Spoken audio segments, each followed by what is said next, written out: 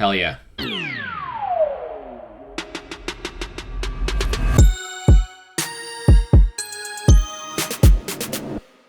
So Scream 2022 just has the same name as the original, which I find pretty annoying. They should have called it Scream 5 and then put the S as a 5 so it reads like 5 Cream. I think that would have been funny. Big missed opportunity there, but it is what it is. So, I guess it's going to be a spoiler-free and spoiler-filled review. They're going to be in two separate sections. I'm going to put timestamps as well to separate them, kind of like I did for my Spider-Man No Way Home review. Reason being is this is late enough to where it feels like too late to do just a spoiler-free review, but too early to just do a spoiler-filled review. So I'm going to put them both in one video, be more efficient that way. I'm going to separate them. First is going to be my spoiler-free review, which is more formal, more structured. It's going to be quicker. I'm going to be touch vaguely on things that I liked and didn't like and maybe stuff in the middle. Then I'll give my score, and then I'll give another spoiler warning, and I'll go full on into my spoiler-filled thoughts where I'll go walk through the movie and walk through certain things that I really wanted to touch on as far as specific spoiler-filled stuff. So without further ado, let's get into my spoiler-free review. And the first thing I'm going to talk about is the characters. I really liked a lot of the new characters, particularly Sam, played by Melissa Barrera, and Jenna Ortega's character, Tara, who are sisters in the movie, and they are definitely the heart and soul of this movie. I wasn't particularly sold on either one of them when the movie started, and I wasn't sold on them as characters or their sisterly relationship. However, both of those things got better as it went along. As the movie went along, I got more into both them as individuals, their performances, and their sisterly relationship. So by the end of the movie, I was absolutely in love with that. And I'll leave it at that for now. There's a little bit more spoiler-filled stuff I want to give on their characters, but love their performances, love their relationship. They were definitely the heart of the movie. I also certainly enjoyed the Meeks twins, who are Randy's niece and nephew. They kind of fill the new Randy role where they talk about the rules of the requel, as it were, and how it's different compared to the 90s and different compared to the 2000s, and how the 20s is now its own thing, and with now elevated horror and stuff, and they really, really touch on toxic fandom and fandom in general for horror franchises and horror movies and movie franchises in general, and that was another one of my favorite aspects of the movie. I think this movie has probably the best meta commentary since the original, possibly even to the level of the original. I thought it was phenomenal. I was a little bit worried because people were saying when they saw it early that this movie gets really, really meta and meta in different ways. I'm like, oh no, that kind of worries me because I do think there is such thing as being too meta. So I'm like, is this movie going to go too far with it? I don't think they did. I think they did a perfect job with it. And that kind of leads into the motivation of the killer as well. I thought the motivation was great, and it is perfect for the time we're living in today. Really touches on a lot of aspects of how fans are acting about movies and movie franchises and horror franchises in today's day and age. I thought that commentary was phenomenal, and if people don't like it, they're kind of proving the movie right, in my opinion. So I thought everything to do with that was great. One of the best aspects of the movie. Kind of went on a rabbit trail there, but continuing on with the characters, I also really enjoyed Jack Quaid's Richie. I thought he is a great actor. I've loved him as an actor ever since I saw him in The Boys. By the way, The Boys is a great show. Definitely check it out. One of my favorite shows of the last few years. But he's phenomenal. He's great in the movie, and he certainly brings this kind of charm as the love interest. Definitely enjoyed him. The returning characters, Dewey, Sidney, and Gale, don't get as much to do, and they're kind of a mixed bag for me in this movie. Dewey, I think, was the best in this movie. He definitely gets the most to do, and I love David Arquette's performance, probably his best performance in this entire franchise. He was really good in the movie.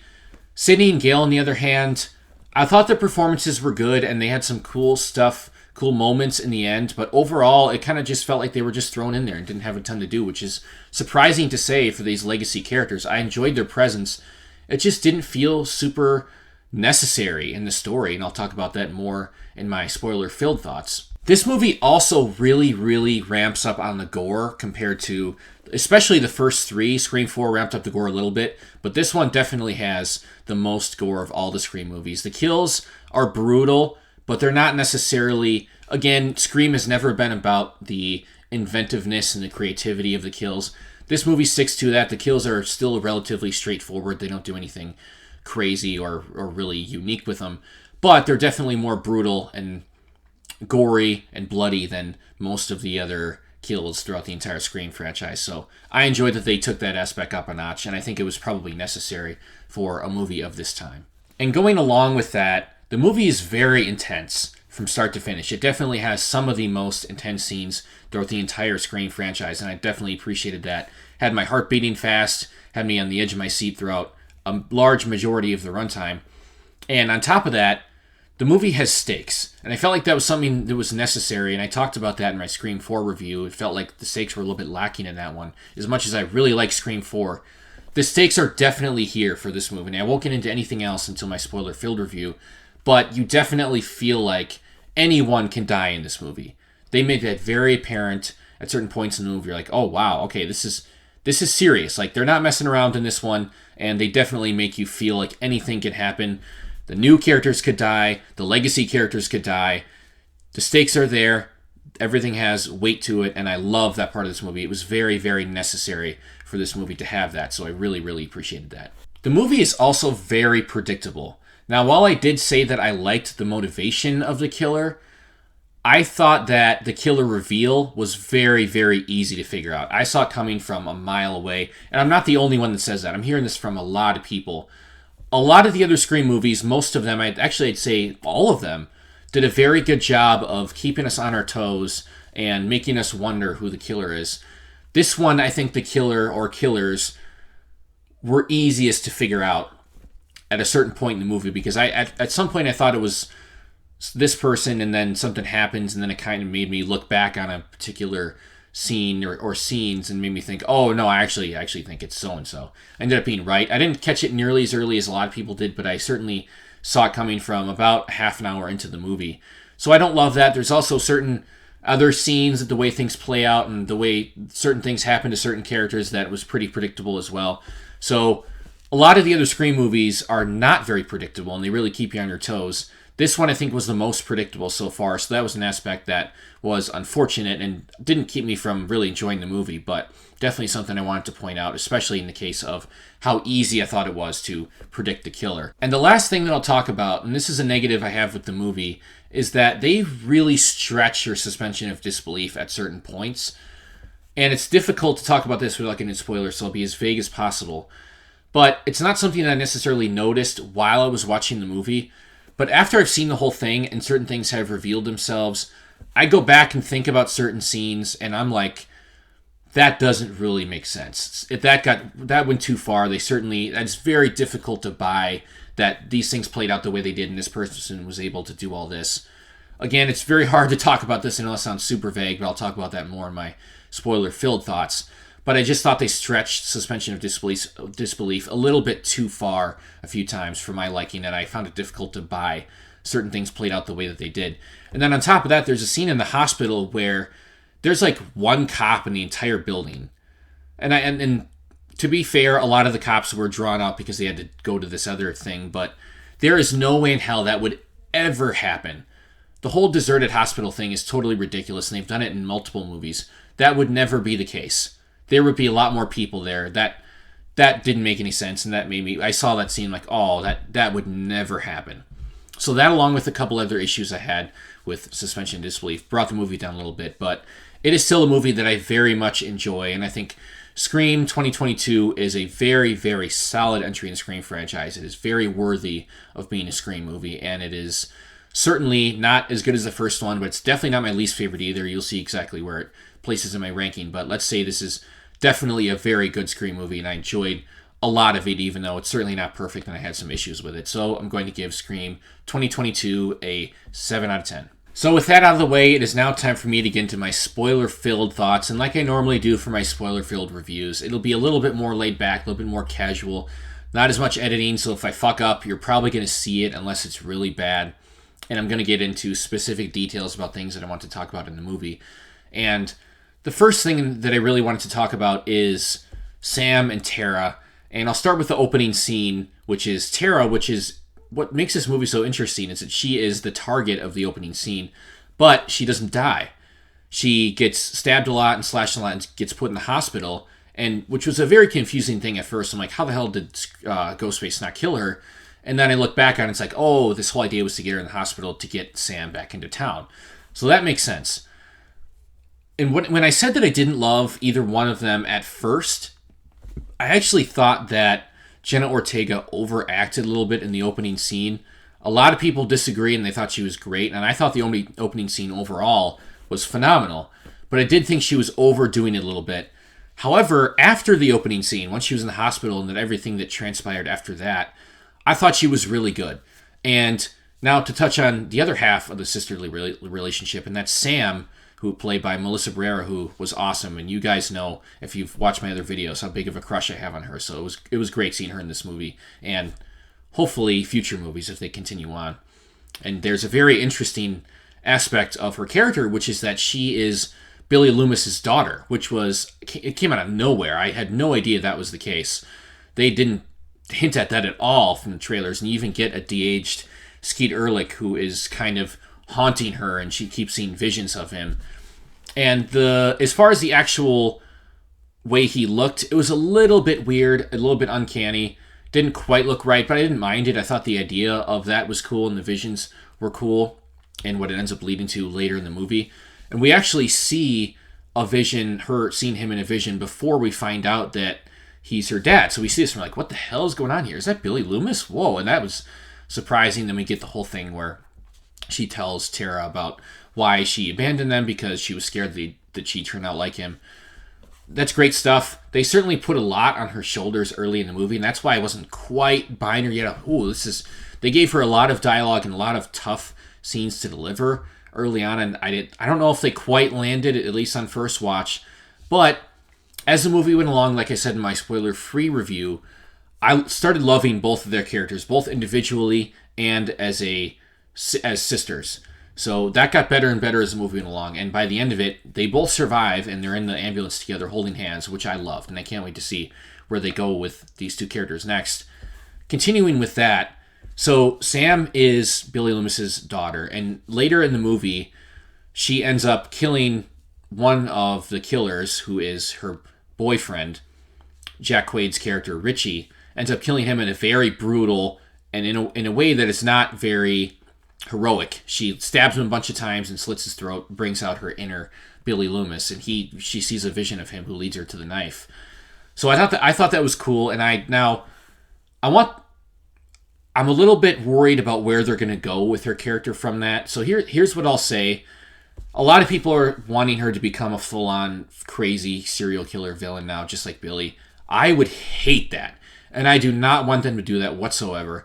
First of all, because I don't think it's very compelling just to make the daughter of a serial killer a killer because he was a killer. And on top of that, I also think it's not very good messaging. To tell people that because your dad was a killer and I guess Mrs. Loomis, so your grandma was a killer as well, that automatically means that you have to be a killer and you can't escape that. I don't think that's very productive or good messaging for people. So I hope that's not the direction they go. However, I'm not saying I don't want them to get rid of that aspect of her character altogether. That's not what I'm saying. What I would like to see is for Billy to continue to haunt her, and this for continue to be something that she has to deal with and wrestle with, and has to learn to control and only bring it out in moments where it's really necessary, like she did in this movie. I think it'll be very interesting to see where they go with that and that aspect of her character and keep exploring her past and that dark side. But I would hate if she becomes a full-on villain because of that. I just don't think that's very interesting, and I don't think it's very good messaging. I think it would be much more compelling and satisfying if she ends up being the one to break the chain, but still has to go through this struggle of her past and her dark side. I think that would be much more interesting. So, just to get away from that, I think I talked about everything I wanted to as far as that goes. The killer reveals. The killers are Richie, played by Jack Quaid, who is Sam's boyfriend, and the other one is Amber, played by one of the Manson killers from Once Upon a Time in Hollywood, and she gets killed in a very similar way in this movie. She gets set on fire, and I thought that was a ton of fun. That was a fun callback to Once Upon a Time, and her character is very similar as well. She's crazy, and then when she's in trouble, she starts complaining and screaming and crying and acting like she was forced to do this, or she was indoctrinated and all that stuff.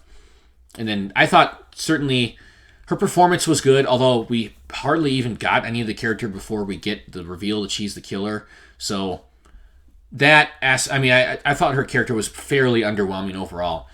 Richie, on the other hand, I thought was great, even though, again, I saw him being one of the killers from a mile away. So just to talk about that real quick, what I had briefly mentioned in my spoiler-free review is that I thought someone was the killer, then something happened and made me look back on a certain scene, and then that made me change my mind. I thought it was going to be Wes at first, and then possibly Wes and his mom, Judy, because Judy was always a little bit creepy to me. Even in Scream 4, she was like hiding in the shadows, talking to Sydney, like, do you remember me from high school? I was in your class and we were in drama class together. I always thought there was potential for her to be a killer. And I thought maybe it was Wes and her, because then Wes was making me suspicious right away with how over the top he was with calling out people like, you could be the killer, you could be the killer, you could be the killer. And that aspect of the movie in general, people pointing fingers at each other, I didn't mind. A lot of people hated it. They said it was a little bit too much. I think it's exactly what people would do in today's day. I think it makes perfect sense, and I was totally okay with it. But Wes it seemed like he was really, really overcompensating to try to hide the fact that he was a killer, and he was talking about, do you have your pepper spray? Do you have your this? Do you have your that? It seemed like he was trying really, really hard to sell the fact that he wasn't the killer. Turns out that's just the way he is, and he ends up dying, and both him and his mom get killed, which is a very intense scene where Ghostface calls his mom, and then she has to come back, and then she gets killed first, because Ghostface tricks her. It's actually waiting at the front door, and then he ends up killing Wes as well. Or I think it was probably Amber at that time. And then the interaction between Judy and Wes I thought was great as well, and that kind of debunked my theory that it was both of them. I thought it might still be Wes. Then when this all played out and they both got killed, and this is early on in the movie, I'm like, shit, okay, now I need to rethink this. And then I thought back to the scene earlier on where they're in the hospital and there's the exchange between Amber and Richie where they're kind of both calling each other out like, yo, that's a bad alibi, bro. And then he's like, oh, what about your alibi? Oh, that's pretty lame in there. Not only does it seem like they're really both trying to, again, overcompensate for the fact that they're the killers by having this exchange with each other. I also saw some chemistry there. I'm like, ooh, there was a little something. I think these two know each other better than we think. So, and that was the moment, and not right when that happened, but after Wes and his mom died, I looked back on that scene like, oh, I think it's them actually. And ended up being right. And just because I had my predictions, and throughout the rest of the movie, if you would have asked me, I still would have said it's those two. There's a couple times where it does make me second guess. I'm like, maybe Richie's not one of the killers. Maybe it's not him. And there was a split second where I thought that maybe Tara was one of the killers, and maybe she was actually the third killer, but that got debunked really quickly, and that would have been... I don't know if that would have worked, but it certainly would have been quite the twist. And they also try to convince you that this Liv girl is... And she's dating... No, not Vince. I can't remember the name of Randy's nephew, but she's dating him, and there's this funny scene between them where they're making out, and she's like, let's go upstairs. He's like, nah, I don't want to, because you could be the killer. And they try to tease us that she is the killer. She acts a little bit crazy a couple times when she's talking to Randy's niece. You know what? Screw it. I'm going to look up these two characters' names. This is a spoiler-filled review, so this is the real me, and I'm just going to do it. So it is Mindy and Chad. Right. Should have known that, but here we are. And so there's an interaction between Liv and Mindy where Liv is kind of saying that, oh, so you said earlier on that I can't be the killer because I'm too boring, but what if that's a twist? I never bought that. They try to convince me that she might be the killer, and I didn't buy it for a second because, again, she's too boring. So it would be quite the twist, but I don't think it would have been very interesting.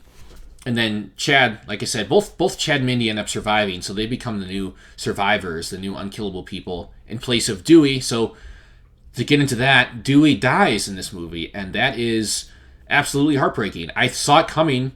I really, really did. And even, especially once the movie got started and certain things played out and certain interactions and lines of dialogue where he's like, oh, I've been stabbed 9 times. And he's reluctant to join back in. He's like, I don't know if I want to do this anymore. And then he ends up joining back in. They telegraphed the hell of his death. But it was well done. Now, I do have an issue, is that he went back to go shoot Ghostface in the head. Why don't you just do it in the first place? And why just take your time? Just go there and do it. So that did annoy me. However, his death was nasty, and it was brutal, and it was heartbreaking, and then the reaction of Gale and the reaction of Sydney, the interaction they have between each other was great, so that was very well done. Very sad moment, but it was needed. The movie was absolutely It needed these stakes. And I talked about in my spoiler-free review that the stakes were high and you feel like anyone could die. The movie had to kill off one of the legacy characters. And as sad as it was, and as much as I love Dewey, it was necessary for this movie to have the emotional weight that it needed. So that was a very well done, very sad, very heartbreaking, but very well executed death of a character. And I thought his character arc was fulfilled. There wasn't really a ton more for him to do. And as far as Dewey and Gale's relationship, I had said earlier on in my reviews and my other reviews that I was really annoyed by their will they won't they thing. So they're divorced in this movie, and if you'd have told me that before, I'm like, oh, really, again? It worked. And they didn't try to bring them back together. It just made them basically friends now, and they both have closure, and they're both okay with the way things played out. It just didn't work out. I was totally okay with that. They were mature about it, and they weren't annoying like they were in Scream 3.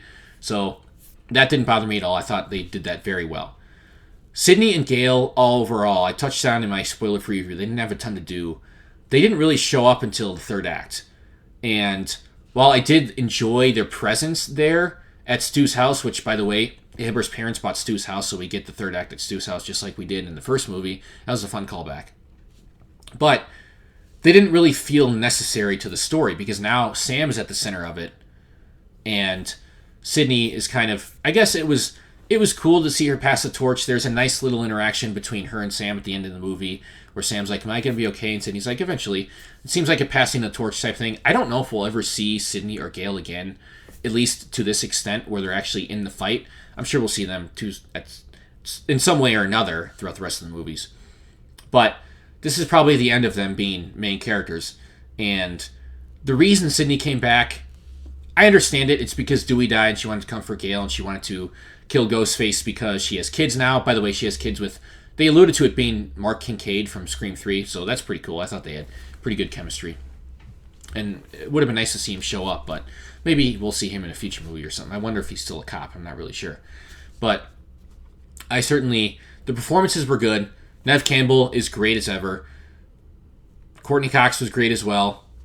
But again, their inclusion felt a little bit forced at times, and they didn't really have a ton to do compared to a lot of the new characters, even though, like I said, the reason that they were there made sense. I wish they would just done a little bit more with them. So, and I'm okay with that they're moving on. I thought they had nice send-offs, so just wanted to touch on that. And that's pretty much all I wanted to talk about as far as spoiler-filled thoughts. Oh, no, I do want to get back to the killers a little bit and the motivations. So, the motivation it's mostly for Richie because Amber is just kind of following along. They met on a subreddit for Stab, and Richie is a Stab fanatic. And he doesn't like what Stab 8 did. It took it in a totally different direction, and in his mind, it ruined the franchise, and then because of that, he becomes one of the killers, and then basically he's going to make his own new movie. He's going to fix the franchise, because the first few Stab movies were based on real events. So he's going to do something that they're going to make a new Stab movie about, and he's going to take the franchise in the right direction. Because they're going in the wrong direction, now he's going to take matters into his own hands. And he's going to make Sam the villain because she is related to Billy Loomis, and he's going to be the hero. I thought that was great. And a lot of people complain about that. Again, that's kind of proving the movie's point, because they're touching on fandom and toxic fandom and how horrible and mean and nasty people get when movies do things that they don't like, when movie franchises do things they don't like and take directions they don't like. I thought that was brilliant. The entire meta-commentary throughout this movie was phenomenal. They talk about elevated horror early on, which I'm not a big fan of that phrase, but it is what it is. And I do like how Ghostface says, ooh, that sounds kind of boring, because that's kind of how I feel, to be honest. I mean, certainly, I like the Jordan Peele stuff, but I'm not in love with all of the elevated horror stuff. And obviously, a lot of people are, and that's cool. Nothing wrong with that. I'm just saying, I liked the commentary they gave in this movie. And I also like the interaction where Mindy's like, someone says to her, it's like, well, it's all about elevated horror now. And she loves elevated horror. And she's like, of course they do. Don't get me wrong. But Stab has always been a goofy, satirical, whodunit mystery horror film. And that's all the movies have been that, and that's what they should stick to. And I feel like that was kind of a commentary on Scream as well. And Scream should always be that as well. And they're never going to take it in a different direction. That's what it felt like to me. So every single part of the meta stuff in this movie I thought was great. the killer motivations, the talks they have about the modern horror and how this is a requel and there's new rules and it's trying to kind of redo the original. Loved all that. Like I said in my spoiler-free review, I was a little bit worried that they go too far with the meta stuff. Based on what some people had said, had me a little bit worried. But no, I thought it was perfect. The best meta commentary we've had since the original. Maybe almost as good or as good as the original. Some people thought it went too far, a little too on the nose, and they kind of hit you over the head with it in the third act after the killer reveals. But I thought that was all great, and certainly one of my favorite killer motivations in the entire franchise with Jack Quaid's Richie. I think that pretty much covers it, guys. As far as where they go next, again, I talked about what I want them to do with Sam. I certainly want her and Tara to stick around for a while, maybe be like double final girls. We get Mindy and Chad back, so that's cool.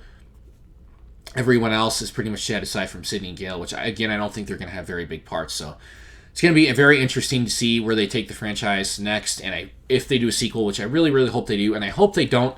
If this movie doesn't perform super well, I hope they don't take that and think that, oh, they don't want a sequel. They have to take into consideration the current climate with Omicron and everything. Certainly, a lot of people aren't going to the movies that normally would, so I hope they don't take, if this movie doesn't do that well, that they don't use that as a reason to not make a sequel. I think they have plans for a sequel, certainly based on the ending of this movie, and I would love to see Sam and Tara and Mindy and Chad return. So, can't wait to see what they do next. I really, really enjoyed this movie. And, oh, you know what? I got it. Sorry.